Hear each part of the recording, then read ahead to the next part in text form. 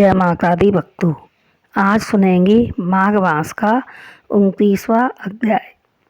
वशिष्ठ जी बोले, हे राजन, भगवान श्री दत्तात्रेय जी ने जो इतिहास का वर्णन किया था वह मैंने तुमको सुना दिया है।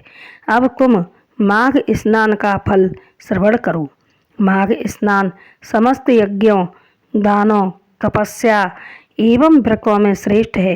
हे दिलीप, माघ स्नान करने वाले प्राणी के पितर उत्तम गति को पाते हैं। असत्य भाषण, माता पिता को कष्ट देने से उत्पन्न पाप, पाखंड करने वाले तक सद्गति पाते हैं। तीर्थों पर माघ स्नान करने की महिमा अगाध है। इस दुर्लभ अवसर को भाग्यशाली ही पाते हैं। इसमें जप, तप, दान, हरि पूजन तथा स्नान करने वाला प्राणी अहोभागी है। माघ स्नान के पश्चात सामर्थ्य के अनुसार वस्त्र, ईंधन, स्वर्ण, अन्न आदि का दान करना चाहिए। दीप, अग्नि, वस्त्र दान करने वाला भगवान सूर्य के तेजस्वी लोक को प्राप्त करता है। वे महान पापी जो अन्य प्रकार के किसी यज्ञ, जप, तप, दान और धर्म कार्य से अपने पापों के द्वारा मुक्ति नहीं पा सकते, उन्हें अवश्य ही माघ स्नान करना चाहिए। माघ स्नान समस्त प्रकार से श्रेष्ठ है और निश्चय ही स्नान करने वाले की मुक्ति करता है और उसके पापों को नष्ट करता है, चाहे वह कैसे ही पाप में लिप्त क्यों न हो। वे पापात्मा जो दोपहर के समय भी माघ स्नान करते हैं, यम की अनेकों यातनाओं से मुक्त हो जाते हैं। स्नान करने के उपरांत जो हरि के चरणों का पूजन करते हैं, वे स्वर्ग के दिव्य सुखों का उपभोग करते हैं और अगले जन्म में राजा बनते हैं तथा अपने वंश का उद्धार करते हैं। हे दिलीप, जिस प्रकार एक छोटी सी चिंगारी से काठ का बड़ा ढेर भी नष्ट हो जाता है, वैसे ही माघ स्नान के द्वारा बड़े से बड़े पापों का समूह नष्ट हो जाता है। मन, कर्म, वचन के द्वारा हुए समस्त पाप नष्ट हो जाते हैं। जिस प्रकार भगवान विष्णु समय आने पर दैत्यों का तुरंत संहार कर देते हैं, वैसे ही माघ स्नान पापों को नष्ट करता है।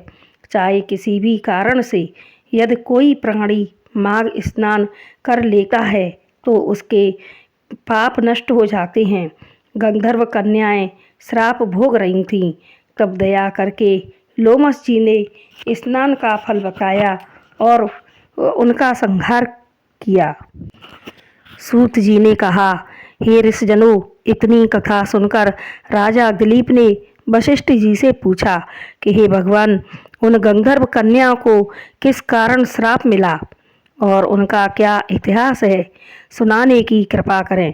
तब धर्म में राजा की श्रद्धा जान वशिष्ठ जी बोले, हे राजन, तेरा यह प्रश्न उत्तम है। धर्म में जिज्ञासा देखकर मैं तेरे इस प्रश्न पर इतिहास सुनाता हूँ। प्रमोदिनी, सुशीला, सुस्वरा, सुकारा और चंद्रिका नामक 5 गंधर्व कन्याएं थीं। उन सभी के पिता गंधर्व थे और ये कन्याएं समान आयु और रूप में एक दूसरे से अधिक सुंदर थीं। वे नृत्य, संगीत, वाद्य आदि सभी कलाओं में निपुण थीं। उनको देखते ही प्राणी उन पर मोहित हो जाता था। वे हास परिहास में भी पारंगत थीं। वे गंधर्व बालाएं साथ साथ खेला करती थीं, कभी वन में, कभी पर्वत पर, कभी उपवन में, कभी किसी सरोवर पर जाकर खेलती रहती थीं। एक बार वे सब मिलकर खेलते हुए एक वन में पहुंची। माघ का महीना था। वे कल्प वृक्ष के फूल चुनने लगीं। एक बार वे खेलती हुई एक निर्मल सरोवर पर जा पहुंची और वहां गौरी के पूजन हेतु लगे पुष्प तोड़कर ले आईं।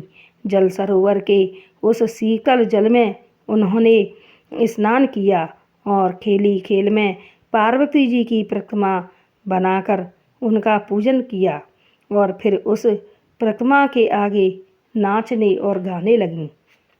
हे राजन, उस सरोवर से थोड़ी दूर पर वेद निधि का आश्रम था। संयोग से उसी समय उनका पुत्र अग्निमय उस सरोवर पर स्नान के लिए आया। अग्निमय ब्रह्मचारी था। वह परम सुंदर और पुष्ट था। उसे आकर देख वे गंधर्व कन्या सोच में पड़ गईं। उसके मनोहर रूप को देखकर वे उसे कामदेव समझने लगीं। वे पांचों ही उस पर मोहित हो गईं और अपने मन में विचार करने लगीं कि निश्चय ही ब्रह्मा जी ने इस मनोहर स्वरूप कुमार को उनके लिए ही रचा है। पार्वती जी ने अवश्य उन पर प्रसन्न होकर उसे वहाँ भेजा है। वे आपस में कहने लगीं कि मैंने इसे बरा है। इन कुमारियों की ओर से अज्ञानी वह ऋषि कुमार सरोवर में स्नान करने के बाद अपनी पूजा वंदना में लग गया। जब वह समस्त क्रियाओं से निवृत्त हुआ तो उसके कानों में गंधर्व कन्याओं की बातें पड़ी। वह मन ही मन विचार करने लगा कि आज महान अनर्थ हो गया जो वह इन कन्याओं के समीप आ गया। स्त्री की माया बड़ी विचित्र होती है। वह देवताओं तक को मोहित करके अपने धर्म से डिगा देती है। इस प्रकार सोच विचार कर ऋषि कुमार ने उन सुंदरियों से अपनी रक्षा करने के लिए अपने को योग बल के द्वारा अंतर्धान कर लिया। जब उन कन्याओं ने उस युवक को नहीं देखा तो वे बड़ी अधीर हुईं। वे उसे चारों ओर अधीर होकर खोजने लगीं, परंतु वह उन्हें कहीं दिखाई नहीं दिया। वियोग के कारण दुखी उन कन्याओं ने इंद्रजाल अथवा कोई मायाजाल जानकर घर लौटने का निश्चय किया। ग्रह से तृप्त बहुत विलंब करके जब अपने घर पहुंची तो उनकी माताओं ने उनसे देर से आने का कारण पूछा और उनके चेहरों पर विषाद चिन्हों को देखकर तरह तरह के प्रश्न पूछने लगीं। जय माता दी।